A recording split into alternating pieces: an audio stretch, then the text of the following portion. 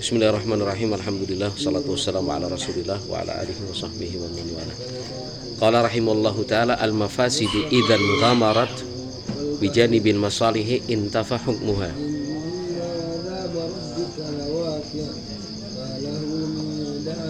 Al-mafasid, mafsadah, idzan ghamarat, apabila tertutup,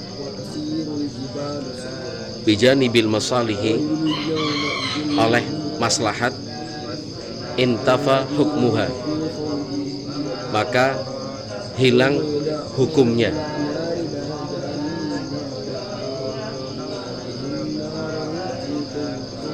Maksudnya annal masaliha, bahwa maslahat, idza ghalabat 'alal mafasid, jika mendominasi mafsadah, fal hukmu laha, maka hukumnya adalah hukum maslahat. Sebaliknya, wal mafasida idza ghalabatil masaliha fal hukmu lil mafasidi, sebaliknya kalau mafsadah mendominasi maslahat, maka hukumnya adalah hukum mafsadah. Wa idza tasawaya quddima darul mafsadah, kalau seimbang, tasawaya itu artinya seimbang, quddima darul mafsadah, maka yang didahulukan adalah mencegah mafsadah. Kembali ke kaidah yang pertama. Jadi ada mafsadah atau maslahat, mana yang kita pilih? Dihitung-hitung dulu, lebih dominan yang mana? Lebih besar mafsadah atau maslahatnya? Kalau ternyata maslahatnya itu memang lebih dominan, ya, 60%, 40%, 70%, 30%, 80%, 20%, 90%, 10%. Apalagi ini 95%, ini cuma 5%. Ya sudah, berarti maslahatnya yang kita dahulukan. Kenapa? Sekalipun ada mafsadah, tapi mafsadah itu kalah. Mafsadah itu ternyata bisa diminimalisir, sementara keuntungannya lebih banyak. Nah, sebaliknya, kalau ternyata mafsadahnya yang dominan, ada maslahat, tapi ternyata mafsadahnya lebih besar. Mafsadahnya itu 55%, 60%, 70%, 80% sampai 97%, 99%. Sementara yang maslahatnya lebih kecil, dari 45%, 30%, 20%, 10%, apalagi maslahatnya cuma sedikit. Ya, berarti ketentuannya itu lebih dominan mafsadah, sehingga ya sudah, tinggalkan saja, tidak terpakai. Nah, sekarang kalau tasawaya itu berimbang, mafsadahnya 50%, maslahatnya 50%. Sama nih kedudukannya nih, kekuatannya berimbang, maka ya tinggalkan juga. Kembali ke kaidah yang pertama, yaitu apa? Ya lebih baik nggak usah dilakukan. Kenapa? Ya daripada timbul mafsadah. Kita ingin maslahat tapi ada mafsadahnya. Loh, tapi maslahatnya 50% loh. Ya otomatis kan mafsadahnya 50%. Artinya impas dia, nol. Kita sudah menghabiskan waktu, kita mengeluarkan biaya, ya kemudian kita udah capek segala macam, ternyata hasilnya impas, nol. Itu sama saja dengan rugi. Sama saja dengan rugi, nggak dapat apa-apa. Hasilnya tidak kita dapatkan, tapi kita udah keluar modal kan, berpikir, waktu, tenaga, biaya, ya, kemudian mempending yang lain, ya sudah, itu ditinggalkan. Ya. Jadi kapan maslahat itu diambil? Kalau maslahat itu dominan. Kalau mafsadahnya dominan atau berimbang dengan maslahat, tinggalkan.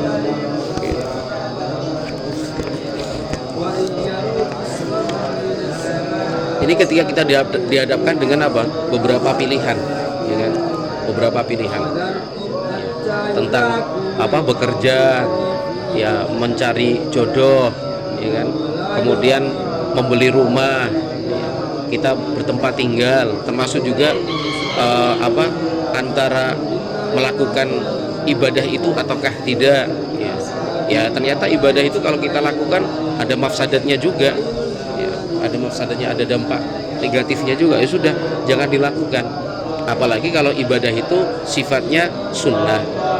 Sunnah itu tidak diharuskan, hanya sekedar dianjurkan. Bahkan sekalipun kalau itu diwajibkan, ya, ternyata mafsadahnya memang lebih besar. Contohnya apa? Mafsadah suatu kewajiban dilaksanakan pada mafsadatnya, iya. Misalkan ketika suatu masyarakat belum mendapatkan ilmunya, nanti mereka akhirnya salah paham, ya kan? Kecuali kalau kita sudah sampaikan edukasi, kita terangkan, dijelaskan, sehingga masyarakat yang awam itu sudah bisa memahami, ya kerjakan. Tapi kalau ternyata itu belum tersampaikan, lalu kita paksakan untuk dilakukan, malah menimbulkan kesalahpahaman, jangan dilakukan. Contohnya apa? Perintah Nabi SAW untuk meratakan kuburan. Itu ada hadisnya sahih riwayat Muslim dari sahabat Ali bin Abi Thalib radhiyallahu anhu. Wa alla tad'an qabran musyrifan illa sawaitah. Itu perintah dari Nabi. Pokoknya kamu kalau berangkat, jangan engkau tinggalkan kuburan yang tinggi kecuali harus kamu ratakan. Itu perintah dari Nabi, wajib hukumnya. Tapi kalau kita laksanakan sekarang, ya, kita ke kuburan Jatisari, kemudian kita lihat kuburan yang tinggi-tinggi, kemudian kita lepas nisannya, kemudian kita ratakan seperti ratanya tanah atau sejengkal di atas tanah, itu nanti mafsadahnya lebih besar, ya. Apa itu? Dilaporkan ke polisi, ditangkap, kemudian pondoknya ditutup, dakwahnya dilarang, ya kan? Kemudian akan tersebar isu bahwa pelaku itu adalah kelompok yang sesat. Ya sudah, ya, itu jelas mafsadah, dan mafsadahnya besar sekali. Kesempatan kita untuk mengajak masyarakat walaupun satu persatu untuk belajar agama, kesempatan peluang kita untuk mengajarkan kepada masyarakat cara membaca Al-Quran yang baik meskipun pelan-pelan, kesempatan dan peluang itu akhirnya hilang gara-gara kita memaksakan suatu hal yang memang sesungguhnya wajib, ya. Tapi karena mafsadahnya besar, janganlah, nanti ada waktunya. Qala rahimallahu ta'ala al-wasailu laha hukmul ghayat. Al-wasailu laha hukmul ghayat. Wasilah itu diberi hukum seperti hukum yang dituju, ya, al-ghayat itu tujuan. Al-wasail itu jamak dari wasilah. Wasilah itu cara, sarana, fasilitas, langkah, ya, usaha, disebut dengan wasilah. Nah, suatu hal yang hukumnya sebagai perantara, suatu hal yang statusnya sebagai perantara, apa hukumnya? Ya tergantung apa yang dia tuju, ya. Kalau yang dituju wajib, maka perantara untuk sampai ke yang wajib menjadi wajib. Kalau yang dituju itu haram, berarti perantaranya jadi haram juga. Kalau yang dituju hukumnya sunnah, perantaranya jadi sunnah. Kalau yang dituju makruh, perantaranya jadi makruh. Kalau yang dituju itu mubah, perantaranya jadi mubah. Bahkan bisa jadi sarananya itu sama, nggak berubah, tapi tergantung tujuannya. Sebilah pisau yang tajam, ya kan? Sebilah pisau yang tajam. Apa hukumnya saya meminjamkan pisau tajam ini kepada seseorang? Apa hukumnya? Ya tergantung tujuannya apa, ya. Ternyata tujuan dia itu untuk sesuatu yang wajib. Dia pakai pisau itu untuk sesuatu yang wajib. Contohnya apa sesuatu yang wajib? Misalkan menolong seseorang, ya, menolong seseorang yang sedang terikat, ya. Dia menemukan seseorang kok terikat di belakang rumah, terikat di tengah hutan. Itu wajib hukumnya kita nolong dia dengan cara melepaskan talinya. Kita buka secara manual susah, hanya kita harus cari pisau. Pinjam pisau, kenapa? Ada orang itu di belakang sana atau di dalam kebun itu diikat dia. Ya, saya meminjamkan pisau ini hukumnya wajib. Kalau saya tidak pinjamkan, saya bisa dosa itu. Terus yang berikutnya, saya pinjam pisaunya. Pisaunya buat apa? Untuk nyembelih ayam.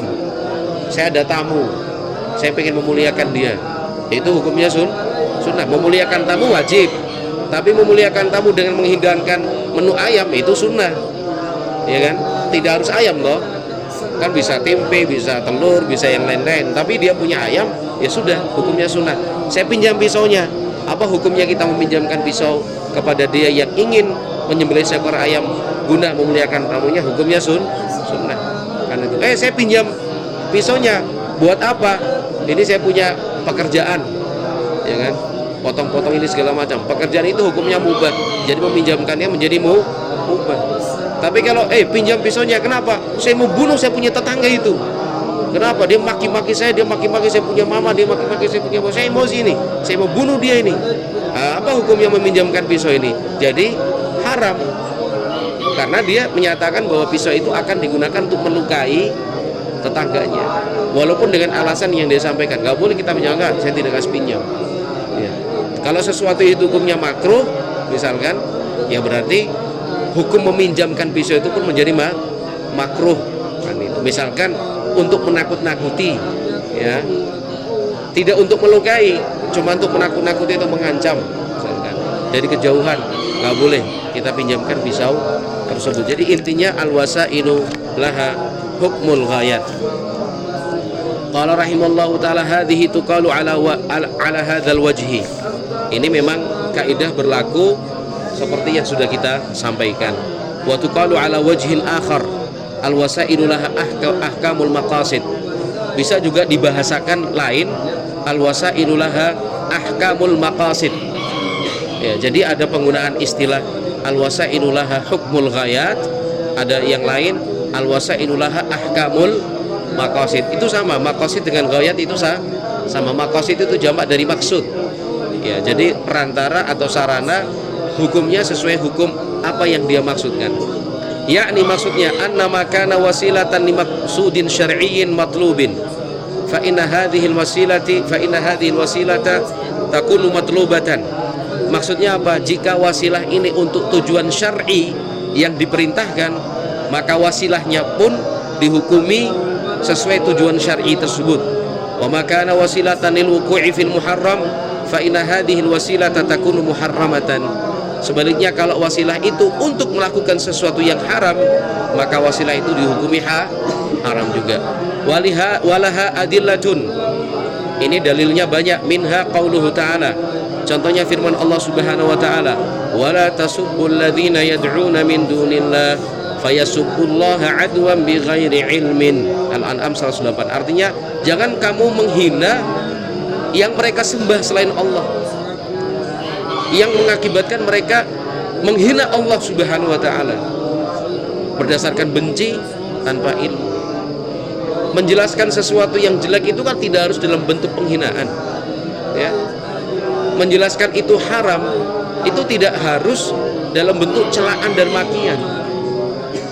Secara syar'i, yang namanya menjelaskan kebenaran, menjelaskan kesesatan, itu bisa dengan kata-kata yang sopan, dengan kalimat yang bijak, jangan menghina. Ya. Fahuna nahallahu azza wajal an sabbi alihatil musyrikin. Di sini Allah azza wajal melarang menghina sesembahan-sesembahan kaum musyrik. Ma'a anna sabbaha matlubun, padahal yang menghinakan itu sebenarnya diharuskan, tapi li'annahu yakunu wasilatan ila sabbillahi azza wajal al-munazzahi an kulli aib. Tapi karena itu menjadi alasan, menjadi sarana mereka akhirnya menghina Allah azza wajal, yang memang seharusnya kita sucikan dari semua aib, akhirnya dilarang. Jangan begitulah, ya, jangan begitu, ya. Nanti kalau kamu menghina mereka punya Tuhan, nanti akhirnya mereka balik menghina Allah azza wajal, menghina Nabi Muhammad SAW. Bisa diterangkan, tapi bukan dalam bentuk hinaan, dengan kata-kata yang baik, dengan penjelasan yang sopan. Wallahu a'lam bishawab. Kita cukupkan. Al-wasailu laha hukmul ghayat. Ya, jadi segala sesuatu itu bisa dihukumi dan dinilai dengan tujuannya. Ya, kalau tujuannya baik, ya jadilah baik. Pinjamkan pisau, pinjamkan uang, ya kan? Ada orang datang pinjam uang, apa hukumnya kita meminjamkan? Ya tergantung uang itu buat apa. Kalau misalkan kita punya uang dan uang itu dia pinjam untuk membiayai orang tuanya, ya kita wajib pinjamkan. Kalau ternyata dia hanya sekedar untuk membeli buku, padahal buku itu kitab masih bisa ditunda karena mungkin 1-2 bulan lagi, ya berarti hukumnya sunnah. Kalau ternyata hanya untuk beli jajan, makan, minum, ya mubah. Tapi kalau ternyata dia pinjam uang untuk beli untuk ikut judi online, haram hukumnya. Ya, kalau ternyata dia minjem utang itu karena memang kebiasaannya gali